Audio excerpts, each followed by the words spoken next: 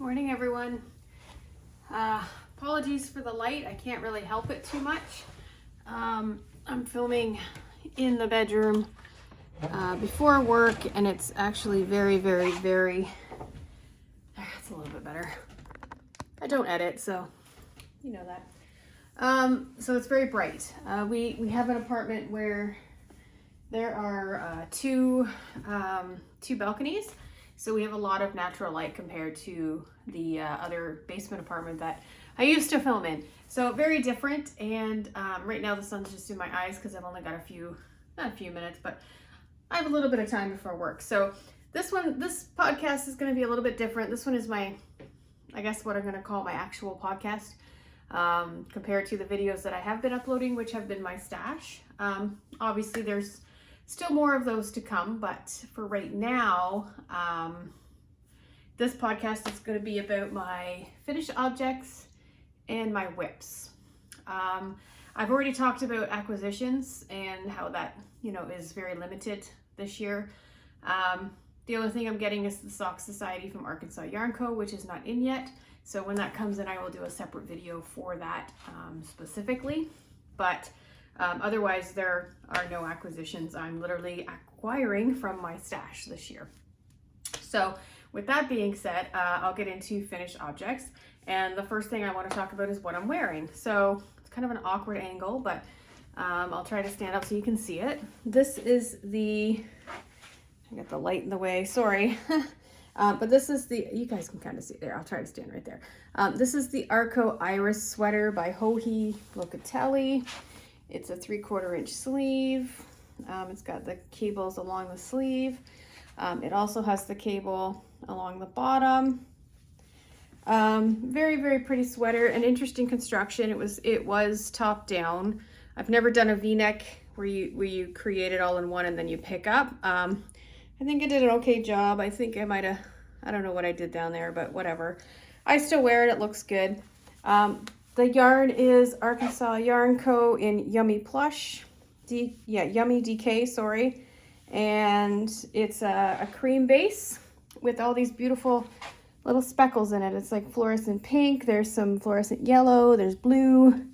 And it's called Party in My Mailbox. So really, really pretty. This sweater actually is a bougie sweater, I'm going to call it. It is hand-dyed yarn, yes, but it makes it bougie because it was ordered from the USA. And right now the currency rate to the US to Canadian dollars is not ideal. It's actually very expensive. With shipping, one ball of yarn, one ball of this was $66 US. And then when you convert that, that's very expensive. So I originally bought 3 of these and I knew I was going to need 4 because I misread the pattern. So I had to buy an extra. So, this is a very expensive sweater. They retail for $30 US, 100% worth it. So if you're in the US or anyone wants to order from Arkansas Yarn Co., I highly, highly, highly recommend it if you can afford it. Great, great dyer. She is amazing. Go check her out. But this sweater actually ended up costing 30, 60, 90, 120 American. It's 120 US just for the yarn. And when you add the exchange to that plus the shipping, this is probably a 200. Oh, and also I got nailed with duties and taxes. This is probably well over $220 Canadian for this sweater. So this is my most expensive one item sweater and sticker shock and so on and so on. But that is also why I have kind of stopped buying yarn from the US of A. It is what it is. Not everyone can afford it. And, I make decent money, but I can no longer afford it. With a wedding that, is actively being planned, yarn is not in the budget. It's just not. So, yeah. Anyway, that's my rant on that. But it's beautiful. I love it. I love everything about the sweater. It's beautiful. The pattern is beautiful. I'll link it down below for those knitters who want to go and knit it. I'll link the yarn down below if she still has it, but even if she doesn't have this yarn, check her out. Yeah, very, very pretty. Love it. Love it. Okay. Now onto my next finished object.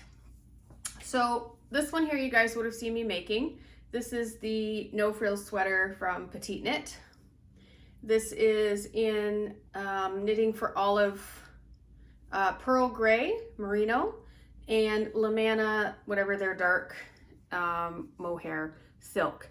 So this is the mohair silk that is 60% mohair and 40% silk. So this is really, really, really, really soft. Again, this technically would be a bougie sweater. You know, the mohair alone 30, 60, 90, was $120. So you add that with the $60 or $70 for the merino and you get it, right? But this is very, very basic, very beautiful. It is top down. It does have some short rows in the back here. German short rows, which allows that neck to sit higher, so the sweater sits very, very nice. This is a paid for pattern by Petite Knit. I will link it down below. And yeah, it's beautiful. I love it. It's one of my most worn sweaters, believe it or not. Yeah, this is the second one, and I would probably make another one. It's the easiest sweater to use all of those multiple skeins of, you know, hand-dyed yarn and mixing it with a mohair if you have it in your stash. So very, very pretty. Again, that's the Petite Knit no frill sweater. Very easy knit. It is very well written. The pattern, I love how she, you know, tells you what you're going to have to do, but then actually calls it out. So she just doesn't expect you as a knitter to understand that you have to do it at the same time. But she actually will go one step further and actually write out what the actual step is again. So very, very nice pattern. I am making another one, which you will see, but not of the no frills, but of one of her other sweaters, which you'll see. Okay, so I actually have two crochet items in this podcast. The first one is, it's a shawl. Make sure I got the right side here. And this is in the yarn that I got from last month's Sock Society box from Arkansas Yarn Co. in the color I Smell Yarn. No, I Smell Snow. I Smell Snow. But it was if you recall, it was a beautiful blue and white, and it had some speckles in it. And it's in their Yummy Plush, which is a fingering weight yarn. So I made the Tea Flower Shawl by Mijo Crochet. Mijo? I can't remember her actual name, but I'll link it down below. But I had my eye on this shawl for a long, long time. So when I started crocheting, it was a shawl that I think I started about 3 or 4 times. I was frustrated because I was trying it in lace weight yarn and I was using a really small hook. I couldn't figure it out. I didn't understand why it wasn't working. I had the stitches down, but I couldn't see the stitches and I couldn't understand that it was the wrong hook. Anyway, so I put it down and I vowed I would make it again. You know, should I have made it in this yarn? Probably not, because it's a little busy, but I still love it. It's still great for a first project. I learned how to do some flowers. I learned how to join flowers. And overall, it was an enjoyable experience. The pattern itself is only a 2-row repeat, which is nice. But it's beautiful. So I'll show it to you. So again, it's very busy, but this is it here. So you'll see that's the actual pattern. Sorry, I got the light in the way, but you get the gist, right? And then within this, you will see, I'll put it on so you guys can see it a little bit better. Right, so I'll stand up. So this is the actual shawl itself. And you will see that there are these beautiful little flowers that hang off the last row of the shawl. The original pattern is in one of those skip shees whirls. But I didn't have one of those, so I just used what I had, and that's what I had. So it was a good learning opportunity. It's really nice. It's really soft. It's a beautiful pattern. It's a free pattern. I would 100% make it again, but I would think I would do it in a solid color and do those flowers in an alternating contrast color. So yeah, so that one's done. Yeah, no complaints on that one. No complaints. Okay, so next I'm just gonna jump into my WIPs. So I actually have a crochet WIP and I have a knitted WIP. This WIP here I found while I was going through one of my stash reviews. It was a kit that I had from Hirschner's. If you watch those other videos, you will know that I'm speaking about this Alexandria tee. And it's in a lace weight yarn. It's in Stream. But this is kind of what I've got on it so far. It's slow going because this yarn is very tiny. Yeah, I'm using a relatively I'm using a larger hook. I'm using a size 4, but it's still slow going. But this is, oh, that light, I tell you. This is what I've got so far. You can see it without me getting too close because it's gonna not blow out, but oh, there we go. I guess you can see it a little bit. But it's got a beautiful border on the bottom. It's literally just V-stitches and double crochets and single crochets. It's really simple. It's just what makes these patterns difficult is the size of the yarn and the size of the hook. In order to get the drape that they call for in the sweater, you have to use a larger hook, but the yarn is very light, so that can cause some issues with some. But this is just a project that I'm slowly working on in between everything else. So I'll pick this up if, you know, I don't have anything else, or, you know, I just kind of want to hang out and make something.